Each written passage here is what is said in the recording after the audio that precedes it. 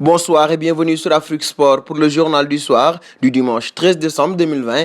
Nous débutons ce numéro avec une bien mauvaise nouvelle. Le 23 novembre 2020, Mamelodi Sundowns perdait son ancien défenseur Anele Konga suite à un grave accident de voiture. Et ce dimanche, le club a encore perdu un de ses joueurs, toujours suite à un accident de voiture. Modjeka Madisha, parti à 25 ans. En effet, le défenseur international sud-africain a été emporté dans un accident de voiture à Johannesburg, a confirmé ce dimanche la Fédération sud-africaine de football. Madisha voyageait avec une autre personne lorsque leur voiture a heurté un poteau d'affichage et a pris feu. Les deux hommes sont décédés sur le coup.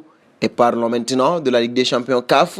Le 5 décembre, le match du premier tour préliminaire retour de la Ligue des champions africaine entre le MC Alger et le Buffle du Borgou n'a pas pu avoir lieu. Évité à se prononcer sur ce cas de figure, la commission d'organisation des compétitions interclubs de la Confédération africaine de football a tranché. Après le match nul 1 but partout à l'aller au Bénin, cette rencontre aura lieu soit en Algérie, si les autorités permettent exceptionnellement à la délégation béninoise d'atterrir, ou sinon, ce sera au Maroc. Un bon prêt d'Edouard Mendy désormais pour clore la partie Afrique de ce journal du soir du dimanche.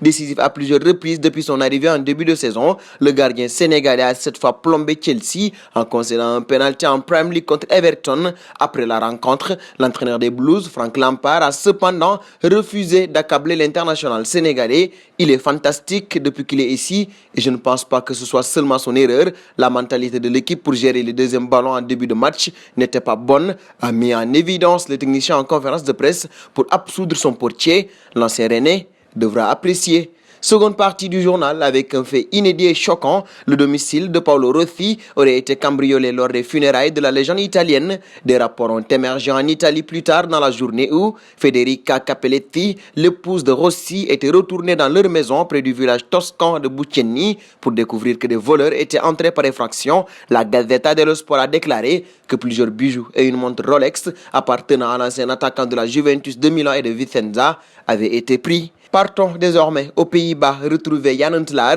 L'attaquant néerlandais a confié son intention de mettre un terme à sa carrière à l'issue de la saison 2020-2021, lié jusqu'en juillet prochain avec la formation entraînée par Erik ten Hag. L'ancien avançant du Real de Madrid et de l'AC Milan est cantonné à un statut de remplaçant de luxe. Toute compétition confondue, l'international néerlandais a disputé 11 matchs depuis le début de cet exercice pour 3 buts en championnat. Barré par Lassina Traoré et Dusan Tadic, le numéro 9 de l'Ajax n'a connu qu'une seule titularisation en Eredivisie. Dernier point du jour avec promesse, toujours avec l'Ajax Amsterdam. Et c'est la triste information de la soirée. L'international hollandais de l'Ajax Amsterdam, Quincy Promes, a été arrêté par la police locale. En effet, on lui reproche d'avoir agressé au couteau l'un des membres de sa famille en juillet dernier. Le joueur passé par le FC Séville est actuellement en détention provisoire, comme l'explique le Télégraphe, et risquerait jusqu'à 4 ans de prison. Et nous arrivons au terme de ce journal que nous fermerons avec la question du soir. Comment jugez-vous la dernière prestation d'Edouard Mendy avec les Blues de Chelsea? Vos réponses seront attendues en commentaire. En attendant, n'hésitez pas à vous abonner sur Afrique Sport. C'est pour ne rien manquer du football continental et international.